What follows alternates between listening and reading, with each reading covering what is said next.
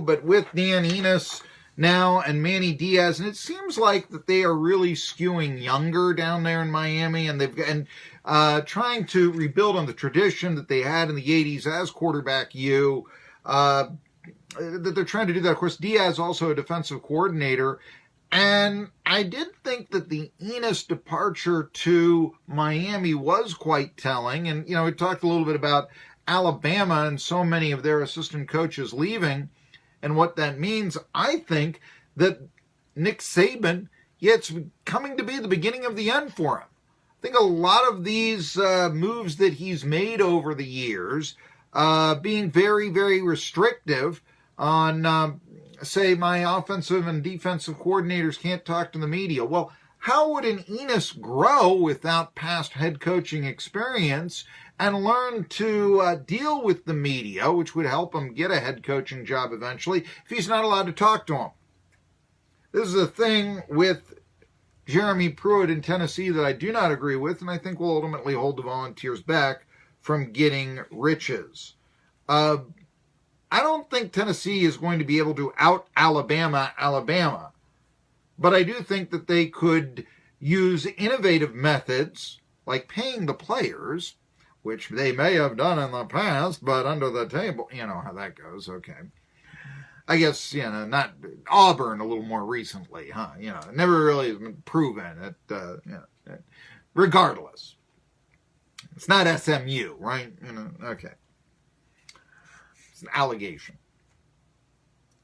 Anyway, the point being, though, that I think that what you're going to have to see now in the future is, yes, open with the media. You're not going to want to have your coaches suppressed. And therefore, you could see where hiring younger, if Dan Enos is allowed to talk to the media in Miami, big market, it's got a little bit more to handle than you would in Tuscaloosa. He could become a real star coach down there, as let's face it, Jimmy Johnson was. How did he get the Cowboys job? As Dennis Erickson was. How did he get an NFL job? As Howard Schnellenberger was. I guess it didn't quite work out. USFL didn't do it. But hey, when you have all of that, Butch Davis, for that matter, how did he get an NFL job? Yeah, they were made out to be stars in a big city, Miami, winning down there.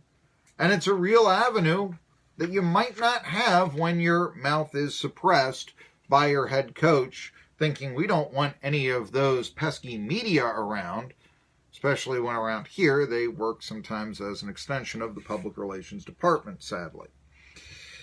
And that's what makes it all the more, really, you don't want the media covering the SEC, covering Tennessee and Alabama, talking to your coordinators. What do you think they're going to be asked? Anyway, Martell was the former backup to Dwayne Haskins, who declared early for the draft. Of course, Jake Fromm. Let's see here. Excuse me, that's not... Justin Fields. Fromm is the quarterback at Georgia, and that meant that Justin Fields would transfer to Columbus, Columbus, Ohio.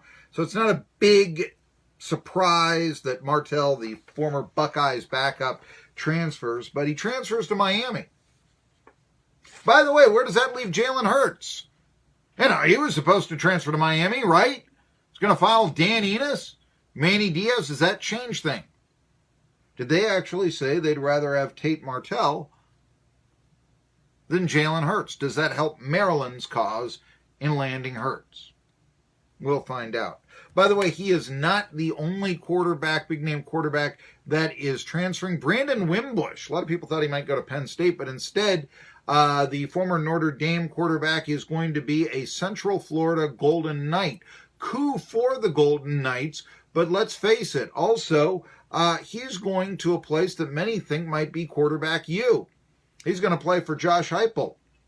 That's a pretty good quarterback's coach. So we're looking at this. Okay, Dan Enos, hey, that's the guy that Tate Martell wants to play for. Wimbush, I want to play for, Heupel down at Central Florida. Brian over at Clemson. I want to play for Derek Dooley over at Missouri. Coaches with reputations for developing quarterbacks. Not surprising. Might be an indication or a little bit of a hint on where Jalen Hurts could go when you evaluate that. All right, our next segment, hey, the Predators won last night, Virginia Tech lost, and Tennessee won. I'll tell you all about it when we return.